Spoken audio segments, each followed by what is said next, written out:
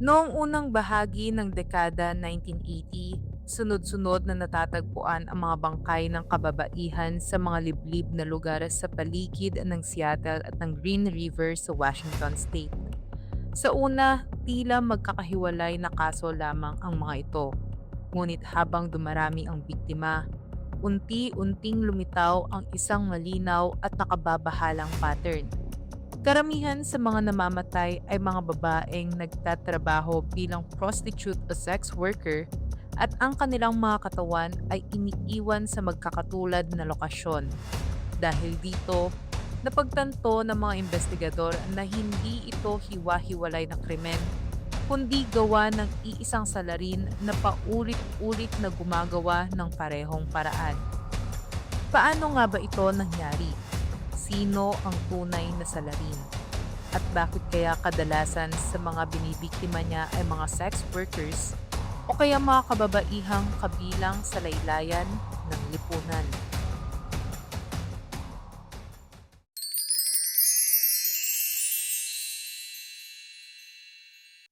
Bago pa tayo dumako, brainy people, sa mismong krimen, ay kilalanin na natin kaagad ang sospek sa naging pagpatay. Siya si Gary Leon Ridgway. Ipinanganak siya noong February 18, 1949 sa Salt Lake City, Utah. Siya ang pangalawa sa tatlong lalaking anak ni na Thomas at Mary. Ayon sa mga kamag-anak, hindi naging maayos ang kanyang kabataan. Dominante umano si Mary at madalas pinipisikal ang mga anak kapag nagkakamali ang mga ito. Dahil dito, lumaki si Gary na may kakaibang damdamin para sa kanyang ina. Nakaramdam siya ng galit at sexual na pagnanasa at maraming beses na pinagpantasyahang kitilin ang kanyang sariling ina. Samantala, ang kanyang ama naman ay isang driver at madalas magreklamo tungkol sa mga sex workers na nakakasalubong nito tuwing bumabiyahe. Bukod sa mga pamimisikal na karanasan sa ina ay meron ding dyslexia si Gary. Naging repeater siya noong high school dahil sa mababang IQ level at nagawa pang manaksak ng isang 8 taong gulang na batang lalaki sa isang masukal na parte ng lugar nila. Dito palang brainy people ay makikita na nating may kakaiba talaga kay Gary Ridgway. Nakatapos ng high school si Gary noong 1969 at pinakasalan ang kanyang 19-year-old girlfriend na si Claudia Craig. Nagtrabaho siya sa United States Navy at nadestino sa Vietnam, kung saan nagsilbi siya sakay ng isang supply ship at nakaranas ng aktwal na labanan. Sa panahon ng kanyang serbisyo militar, madalas siyang makipagtalik sa mga sex worker at nahawa ng gonorrhea. Natuklasan ito ni Claudia at bagaman nagalit siya kay Gary, ay nagpatuloy pa rin sa pangangaliwa ang lalaki. Dahil dito ay natapos ang kanilang kasal sa loob lamang ng 1 taon. Nag-asawa muli si Gary sa katauhan ni Marcia Winslow na nakaranas din ng pamimisikal sa lalaki kabilang na ang chokehold or pagsakal. Dahil dito ay nauwi rin sa hiwalayan ang kanilang kasal. Ngunit ayon sa kwento ni Marcia, ay may mga pagkakataong nagbabago si Gary habang sila ay nagsasama pa. Naging relihiyoso umano ang lalaki. Nagbabahay-bahay siya upang mangaral, nagbabasa ng Biblia ng malakas sa trabaho at sa bahay, at pinipilit ang kanyang asawa na sundin ang mahigpit na aral ng kanilang pastor. Madalas din siyang umiyak matapos magbasa ng Biblia o makinig sa mga sermon. Pero sa kabila nito, ay patuloy pa rin siyang kumukuha ng serbisyo ng mga sex workers at hinihikayat ang kanyang asawa na makipagtalik sa mga pampubliko o hindi angkop na lugar. Minsan pa nga ay sa mga lugar kung saan kalaunan ay natagpuan ang mga bangkay ng kanyang mga biktima. Meron umanong kakaibang adiksyon si Gary pagdating sa pakikipagtalik. Kwento ng mga naging kasintahan at asawa ni Gary ay madalas magipagtalik ang lalaki sa kanila ng ilang ulit sa loob lamang ng 1 araw. Kadalasan din ay nais niya itong gawin sa mga pampublikong lugar o sa mga kagubatan. Aminado naman si Gary Brainy People na may matinding pagkahumaling siya sa mga sex workers na may halong pagnanasa at pagkamuhi. Madalas nagrereklamo siya sa kanilang presensya, ngunit regular din siyang kumukuha ng kanilang mga serbisyo. Sa isang pahayag na binasa sa kanyang plea hearing, sinabi ni Gary na kinamumuhian niya ang mga prostitutes at ayaw niyang bayaran sila dahil taliwas iyon sa kanyang relihiyon. At ito na nga mismo ang naging mitya kung bakit nagawa ni Gary ang kanyang mga krimen.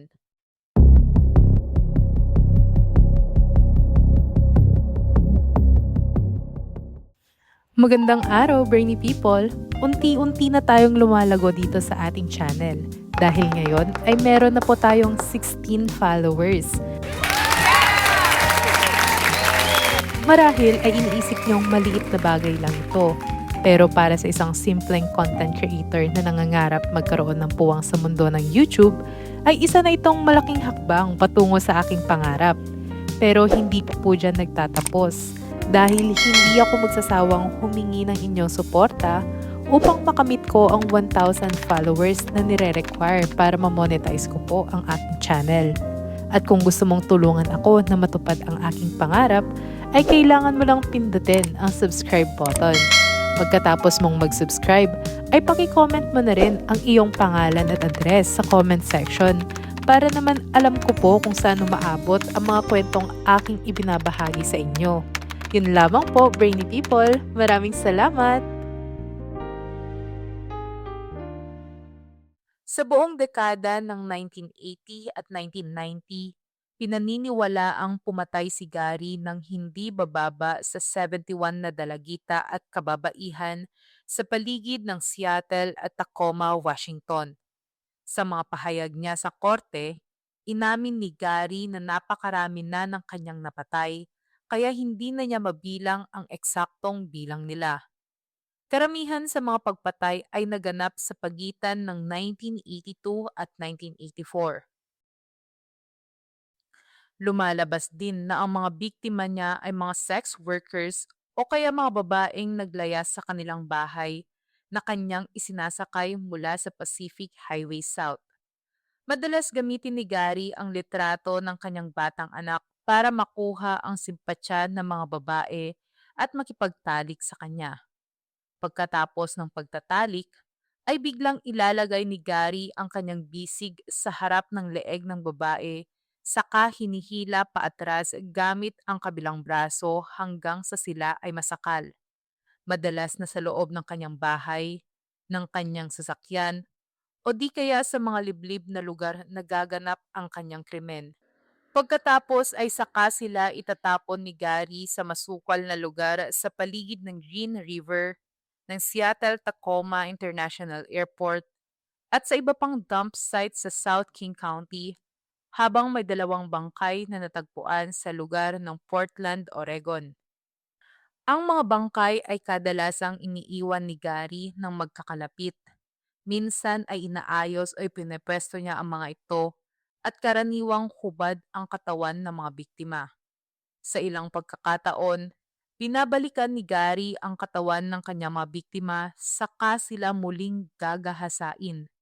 Necrophilia ang tawag dito, Brainy People. Ayon kay Gary, ay hindi naman daw siya nagnanasa sa mga patay. Paraan niya lang ito para hindi na muling makapangbiktima at sa gayon daw ay nababawasan din ang posibilidad na siya ay mahuli. Paminsan-minsan, sinasadya rin niyang dungisan ang mga lugar na pinagtapunan ng bangkay gamit ang chewing gum, sigarilyo, at mga sulatin na pag-aari ng ibang tao. At may ilang pagkakataon ding inililipat niya ang mga labi ng biktima patawid ng hangganan ng estado papuntang Oregon upang lituhin ang mga otoridad. Nang mapansin ng mga investigador na may pattern sa pagpatay, ay dito na nila sinimulang busisiin ang mga impormasyon tungkol sa mga babae. Ang unang biktima ay natagpuan noong June 1982. Isang kakaibang uri ng spray paint ang nakita sa damit na nakapulupot sa leeg ng biktima Pero wala pang-test sa mga ganitong kaso noon, kaya hindi nila agad naiugnay ito kay Gary. Nang umabot na sa 4 na biktima ang nahanap, ay saka bumuo ang King County Sheriff's Office ng Green River Task Force upang imbestigahan ang mga pagpatay. Pagkalipas ng 1 taon ay isang babae muli ang nawala. Siya si Marie Malvar na 18 years old lamang noon. Mabuti na lamang at nakita ng boyfriend ni Marie na ang truck na nakaparada sa highway sa harap ng bahay ni Gary ay kapareho ng sasakyang sinakyan ni Marie noong araw na siya ay nawala. Dahil dito, mabilis na kumilos ang mga pulis at inaresto siya sa Kenworth Truck Factory. Nagtatrabaho si Gary bilang isang spray painter, kaya agad ding naiugnay sa kanya ang spray paint na nakita sa isang biktima. Noong isinasagawa na ang investigasyon, ay dito na lumabas ang maraming katotohanan tungkol kay Gary. Ayon sa kanyang pangatlong asawa na si Judith Mawson, ay walang carpet ang bahay ni Gary noong lumipat siya sa bahay nito. Sinabi ng mga investigador na malamang ay ginamit ni Gary ang carpet upang balutin ang isang bangkay ng kanyang biktima. Sa parehong panayam, ikwinento rin ni Judith na may mga araw na maagang umaalis si Gary para pumasok sa trabaho at para sa overtime pay. Hinala tuloy ng babae na maaaring sa mga panahong ito naganap ang ilan sa mga pagpatay habang inaakala ng iba na siya ay nasa trabaho. Sinabi rin ni Judith na hindi niya kailanman pinaghinalaan ang asawa bago pa man siya makontak ng mga otoridad noong 1987 at hindi rin niya narinig ang tungkol sa Green River Killer bago ang panahong iyon dahil hindi siya nanonood ng balita. Samantala, sinabi naman ni Gary na dumalang ang kanyang pagpatay habang karelasyon si Judith dahil tunay niya umano itong minamahal. Sa 49 na kinilala niyang biktima, 3 lamang ang biniktima niya pagkatapos ng kasal nila ng babae. Noong April 1987, kumuha ang pulisya ng mga sampol ng buhok at laway mula kay Gary. Ang mga nakolektang sample na ito ay kalaunan ay isinailalim sa DNA profiling na nagsilbing ebidensya para sa pagkuha ng arrest warrant laban sa kanya. Isinailalim din sa pag-aaral ng isang forensic scientist ang microscopic spray paint spheres na natagpuan sa mga biktima. At ayon sa resulta ay tumugma ito sa isang partikular na uri at komposisyon ng pintura na ginagamit sa Kenworth Factory noong panahong pinatay ang mga biktima. Dahil sa lahat ng investigasyong ito, ay mabilis na nakita ng mga otoridad na matibay ang hawak nilang ebidensya laban kay Gary, lalo na ang DNA na nag-uugnay sa kanya sa ilang biktima. Sa halip na humarap sa isang mahabang paglilitis na posibleng humantong sa death penalty, ay pinili ng lalaki na makipagkasundo sa mga prosecutor sa pamamagitan ng isang plea bargain. Kapalit ng pagtatanggal ng death penalty, pumayag siyang umamin sa mga kasong pagpatay at tulungan ang mga investigador sa paghahanap ng mga sagot na matagal nang hinihintay ng maraming pamilya ng mga biktima. Noong November 2003, isa-isa niyang inamin sa korte ang 48 na bilang ng aggravated first-degree murder. Sa kanyang mga salaysay, sinabi ni Gary na napakarami na ng kanyang napatay kaya hindi na niya matukoy ang eksaktong bilang nila. Ikinuwento niya kung paano niya nilapitan ang kanyang mga biktima, kung paano niya isinagawa ang mga krimen, at kung saan niya iniiwan ang kanilang mga katawan. Dahil sa pag-aming ito, maraming matagal nang nawawalang kaso ang nagkaroon ng malinaw na sagot at naibsan din kahit papano ang lungkot ng ilang pamilya dahil nalaman na nila ang nangyari sa kanilang mga mahal sa buhay.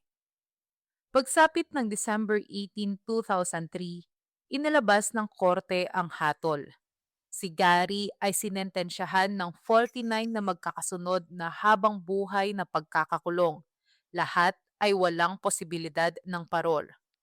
Sa huli, Ang mga kasong isinampa laban kay Gary ay naglatag ng malinaw na larawan ng lawak ng kanyang mga krimen.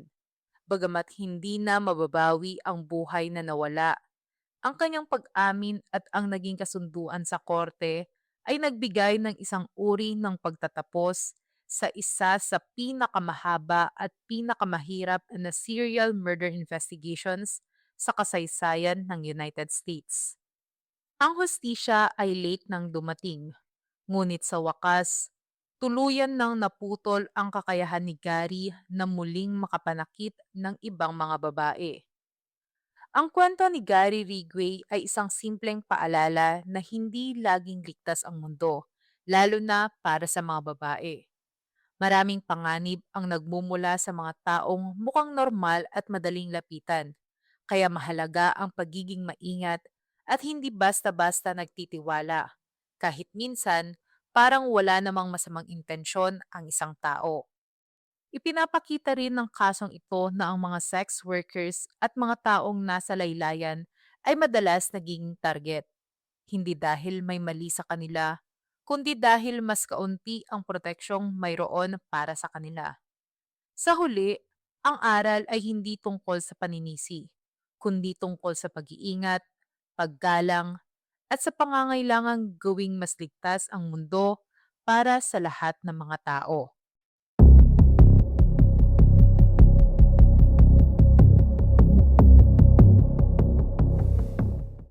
At dyan na po nagtatapos ang aking kwento, Brainy People. Pero bago ako tuluyang magpaalam, ay pag-comment mo naman ang iyong pangalan at address sa ating comment section. Nang sa gayon ay alam ko kung saan nakakaabot ang mga kwentong aking iniimbestigahan. Huwag mo ring kakalimutan na pindutin ang subscribe button. Malaking tulong po ito, Brainy People, upang mas lalo pa pong lumago ang aking channel. Maraming salamat po!